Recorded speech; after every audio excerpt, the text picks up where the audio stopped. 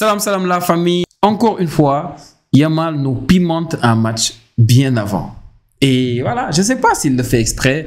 Peut-être qu'il le fait pour ôter vraiment toute la pression de ses coéquipiers et tout prendre sur lui. Ou bien il le fait aussi juste parce qu'il a 18 ans. Et ce serait très compréhensible. Très sérieusement. Moi, je pense que Yamal, il est juste victime de sa popularité parce qu'il a un talent fou et à son âge, ce qu'il arrive à faire dans le club où il est, c'est juste impressionnant. Et pour moi aussi, il est victime du fait d'être le meilleur joueur du monde, peut-être à cet âge-là. Deuxième au Ballon d'Or à 18 ans, du jamais vu. À 17 ans, il prend l'Euro, il est huitième du Ballon d'Or, c'est du jamais vu. Donc pour moi, c'est des choses qui font qu'actuellement, tout ce qu'il fait, ça fait parler. Et si vous n'êtes pas d'accord, posez-vous juste des questions. Posez-vous des questions. Il y a 3 semaines, qu'est-ce qu'on n'a pas lu sur Vinicius Junior par rapport à sa compagne, par rapport à tout ce qu'il fait? Je ne veux pas revenir sur ça, mais qu'est-ce qu'on n'a pas lu sur Vinicius? Est-ce que vous avez vu les médias dire que Vinicius, du coup, on comprend mieux pourquoi la saison dernière, c'était pas trop ça? Est-ce que vous avez vu quelqu'un dire que Vinicius n'aura pas une certaine longévité ou ne fera pas carrière, finalement, il n'aura pas la carrière de CR7 ou bien de je ne sais qui? Est-ce que vous avez vu quelqu'un dire ça? Personne. On n'a pas vu les médias, les consultants mettre 25 minutes ou bien des articles à n'en plus finir sur Vinicius et comment il est hors des pelouses et tout. Personne n'a vu ça. Et si c'était Yamal, les gars, laissez tomber. Et ça en dit long. Ça en dit long sur le traitement qu'a Yamal.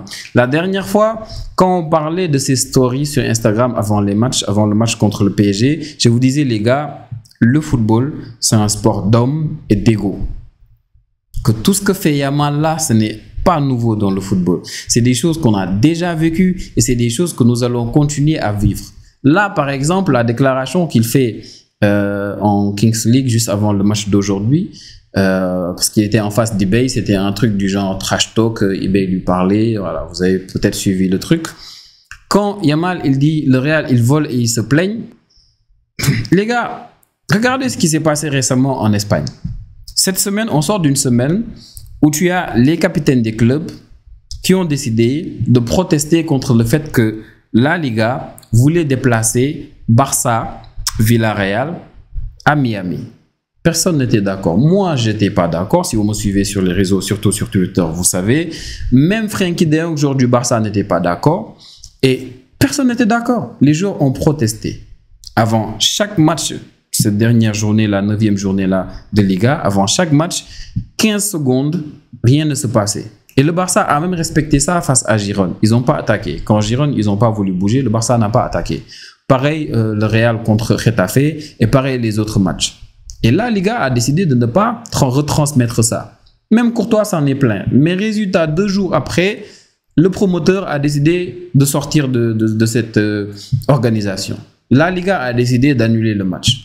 C'est pour vous dire, si par exemple, toutes ces équipes-là de la Liga, il y a 2 ans et l'année dernière, ils avaient décidé qu'à chaque fois que le Real protestait avant chaque match, des arbitres qui allaient officier, si à chaque fois toutes les équipes décidaient de faire ce genre de protestation-là, la Liga n'allait pas avoir à se fatiguer. La Liga allait rester les mains croisées et les capitaines des clubs allaient décider de gérer ça. Mais vous voyez, rien ne s'est passé. Le Real, ils ont pollué l'atmosphère la saison dernière et celle d'avant avec des vidéos. Avant presque chaque match. La saison dernière, c'était même encore pire. Jusqu'au dernier Classico, ils n'ont pas arrêté. Des arbitres sont sortis en conférence de presse en larmes pour dire à quel point on harcelait leurs enfants, à quel point on les traitait de voleurs un peu partout. Toute cette pression-là, vous pensez que c'est rien?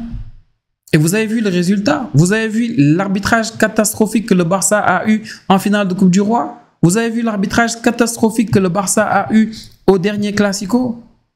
Vous avez vu tout ça?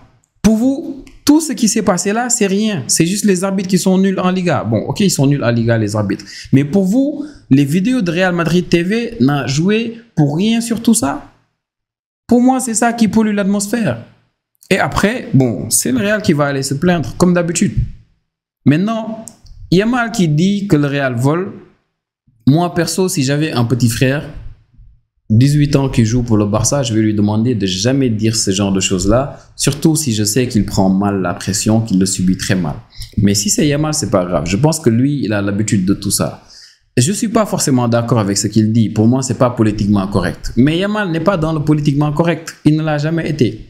Maintenant, la question c'est, pourquoi est-ce que les gens font comme si c'est nouveau? Pourquoi est-ce que les gens font comme si personne n'a jamais eu à dire ce genre de choses ou bien à faire ce genre de choses? Pourquoi? J'ai pas compris. Vous pensez que Messi et Ronaldo, ils ont fait toute leur carrière sans pour autant faire ce genre de déclaration-là? Vous pensez que Yamal, c'est juste parce qu'il est jeune qu'il dit ça? Les gars, allez revoir juste après le demi-finale entre le Barça et le Real en 2011, en Ligue des Champions. Allez revoir la déclaration de Mourinho. Et encore mieux même, allez voir la déclaration de Ronaldo juste après le demi-finale retour. Ronaldo, il s'y est donné à cœur joie. Il est allé en zone mixte et il a dit Mourinho a raison. Il est même allé plus loin. Il a dit vous connaissez le football autant que moi ou même mieux. Ces 4 dernières années, qu'est-ce qui s'est passé? Tu sais ce qui s'est passé? Barcelone a beaucoup de pouvoir, pas seulement sur le terrain, mais aussi en dehors. Je ne dis plus rien. Chaque année, c'est la même chose. Chelsea, Arsenal, l'Inter, Madrid. Qu'est-ce que tu veux que je te dise? Et ça, je suis allé sur la page d'un groupe de supporters du Real pour vous dire. Et regardez en bas ce que l'admin qui a mis ça a ajouté. Aucun joueur du Real ne nous a jamais défendu autant sur le terrain qu'en dehors. Cristiano, il balançait tout, quitte à risquer une sanction historique. Ils s'en foutaient royalement. Les jours d'aujourd'hui, ils se font voler un match, ferment leur bouche, balancent une petite photo Instagram et continuent comme si de rien n'était. Et la vidéo là de la déclaration de CR7, elle est disponible partout. Et Mourinho, vous savez ce qu'il disait lui? Mourinho, il disait que l'UEFA faisait tout pour que le Barça gagne, que l'UEFA favorisait le Barça. Et ce n'est pas juste que Cristiano Ronaldo. Rappelez-vous, en 2019, Lionel Messi, les gars. En 2019, quand ils ont perdu contre le Brésil en demi-finale de Copa América, ils ont joué la 3e place contre Chili. Messi, il avait pris un carton rouge. Messi, il a boycotté les remises de médailles. Il n'est pas parti. Et quand il est venu en zone mixte, Messi, il a été cash. Il a dit, on ne veut pas participer à cette corruption. Messi, il a dit que la Conmebol faisait tout pour que le Brésil gagne la Copa América. Est-ce que vous vous rappelez de ça? Vous pensez que CR7 et Messi, c'était des saints? Le football, c'est un sport d'hommes et d'ego. Un sport d'hommes et d'ego. Ça a toujours été le cas.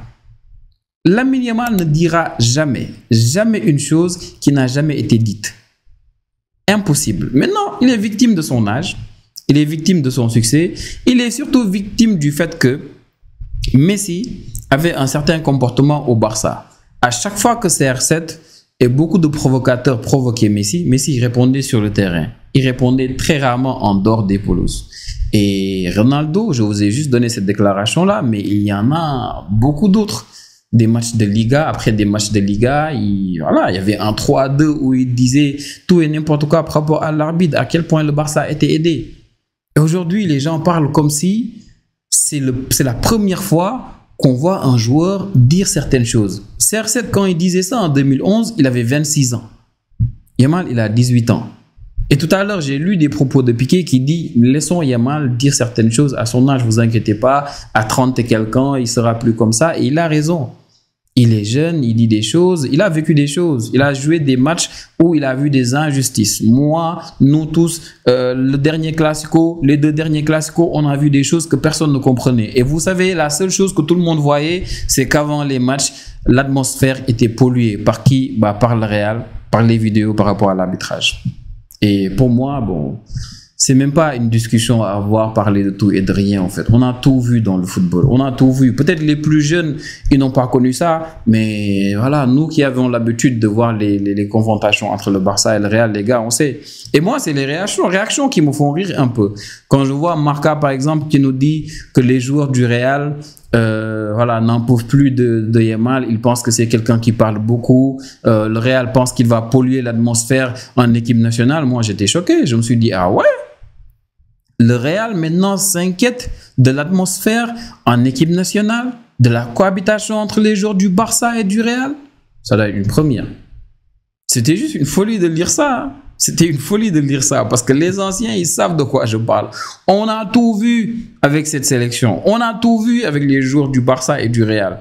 Et le Real qui veulent nous faire croire aujourd'hui que ça les intéresse à ce point, c'est choquant. Et je ne vous parle même pas de ce qui s'est passé récemment, des propos de Courtois, des propos de Carvajal, des propos de Vasquez, de Tchouaméni. Non, non, non. Tout ça, même, c'est récent. Donc, Yamal, il dit ça, au moins, il y a un peu de piment. Voilà, donc les supporters du Real, vous avez longtemps accepté CR7 avec son comportement. Vous avez accepté Vini avec son comportement. Et il faut toujours accepter les joueurs comme ils sont. J'ai toujours accepté Vini comme il est. Maintenant, acceptez aussi Yamal comme il est et laissez aussi les supporters du Barça décider d'accepter Yamal comme il est. Si Yamal, dans 5 ans, il veut changer, il veut grandir, il veut être politiquement correct, moins improvisé, il le fera. S'il veut continuer comme ça, il n'a qu'à savoir qu'on a connu CR7, qu'on a connu Ibrahimovic, qu'on a connu Balotelli, qu'on a connu beaucoup de joueurs, on a connu Cantona, on a connu beaucoup de joueurs qui ont longtemps dit ce qu'ils pensaient. Et c'est le football, ça ne changera pas.